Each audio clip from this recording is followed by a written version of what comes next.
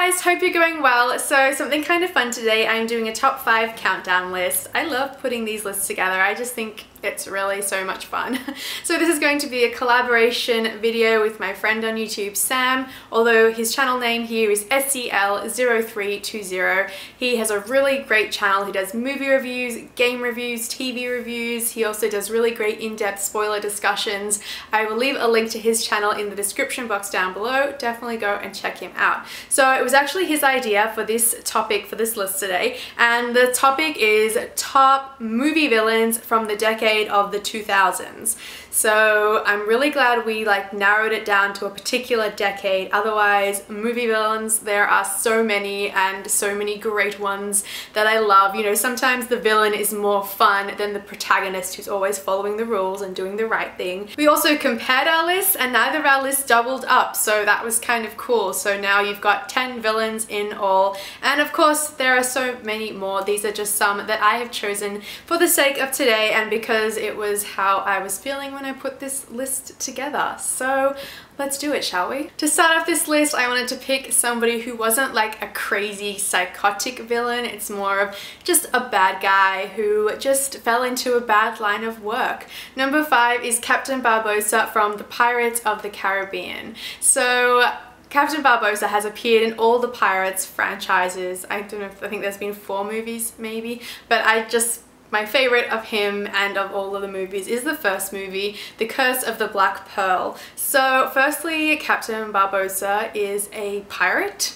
So that is freaking awesome. He's got a pirate outfit and a monkey named Jack that sits on his shoulder, and he's grouchy and he's like mean and he bosses his crew around. Captain Barbossa and his crew are all cursed. So there are really awesome special effects and graphics of him in his cursed, wretched state. And at the time when the movie came out, I was a little bit younger and a little bit more impressionable, and it scared me and excited me, and I just thought he was such a cool bad guy. For number 4, I've chosen somebody who is more archetypally just evil. They are evil. It is from The Matrix, and that is Agent Smith. I love Agent Smith. He is evil. Like, he's the kind of bad guy that you just straight up hate. There is good, there is evil. He is bad, inherently so. He's been programmed that way. So you can just direct all your hate and anger onto him, and it is the classic good versus bad type of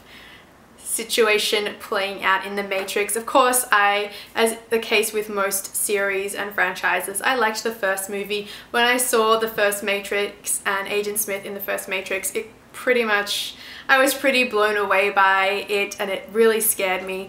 There's this really great scene where Agent Smith has Morpheus prisoner and is like telling Morpheus right up close and personal why he hates humans, and he's like saying something about how like the smell of his sweat is so repulsive to him. And I remember watching that for the first time and like squirming in my seat because it was just so like uncomfortably awkward. Plus, when he's inside the Matrix, Agent Smith can like take full control of anything, and he has everything at his disposal. He can like punch through walls, he can dodge bullets, he can practically fly but not fly, just like jump really far. And yeah, I think he is just a great classic evil dude. For number 3, let's do Batman the Dark Knight. But before you get ahead of yourself and guess who I'm going to choose, no, it's not the Joker. It's actually Harvey Dent / Two-Face. Now, I loved Harvey Dent in this movie. You know, he's a government official aspiring to the top ranks of government, bureaucracy, whatever, has a seemingly perfect life, and through the course of the movie, it is all just everything is taken from him. His career, the love of his life, and his fiancée, I think they're engaged, and everything is taken from him, including like half his face in the gas fire explosion. That scene when Harvey Dent is in the hospital after his face is all mangled and the Joker comes to him and explains to him what it's like the first time Harvey Dent properly listens is that the world is a really messed up place and good may not always triumph.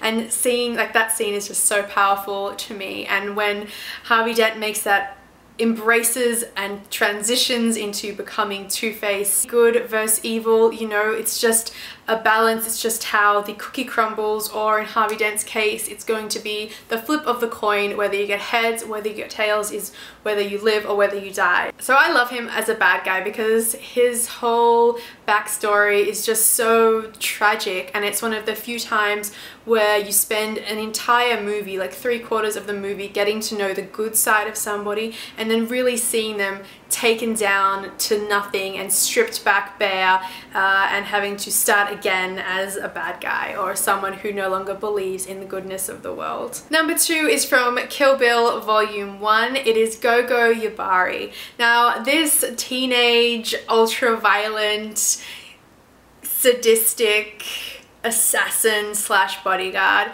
is so awesome, and it is a shame that she's only got she's got a small part in this movie. It's small, but it is powerful, and the first time I saw it I had my mouth like hanging open and I couldn't believe what I was witnessing in her girl on girl fight with Beatrice Kiddo. And that fight scene of the two of them is, I don't know if it's one of my all-time favorite fight scenes, but it is just a banging fight scene, and I really loved it. She's like swinging this ball and chain, like spiked ball and chain, and she is a cool bad guy because she's just like messed in the head. You know, you don't really get to know much about her backstory. Maybe she wasn't always this way, maybe she did have a good side to her, but it is long since gone, and she's only like a schoolgirl, a teenager, so whatever happened to her must have been horrific, because yeah, she is just crazy bad. And there's this scene where she's in a bar and there's this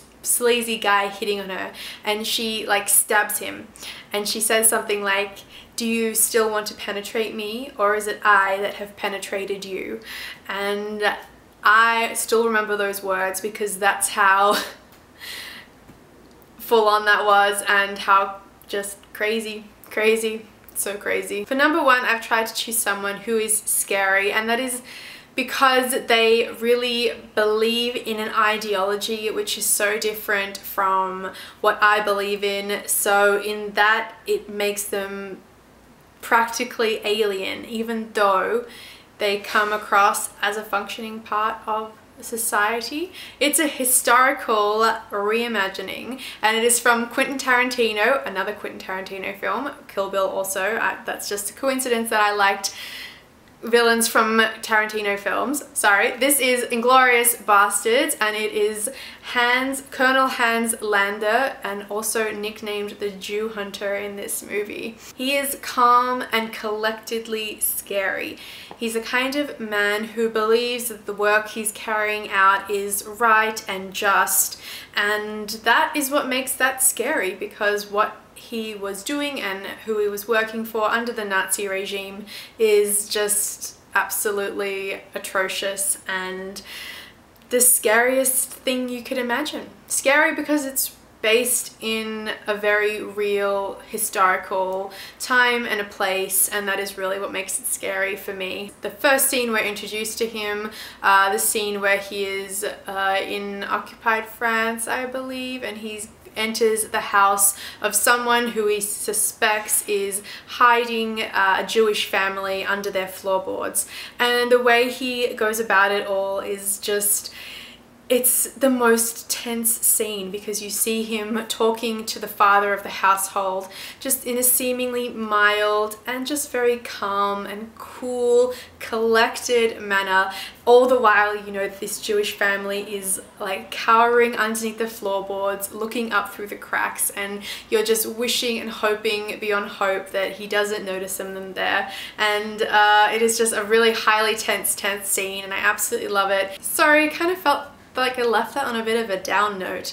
Maybe I should have reversed the list and started with the scariest psychopaths and worked my way just to like your regular kind of bad guy, but Anyway, thanks for counting down this top 5 list with me. It's just a bit of fun and I really enjoyed putting it together. Make sure you also check out my friend Sam's list. His channel name is SCL0320. I'll put links to him in the description box down below. Like I said, he also did a top 5 countdown of movie villains and I think you will really enjoy it. So make sure you go check him out, subscribe to my channel, keep up to date with my movie reviews, and I will talk to you guys very soon. Bye!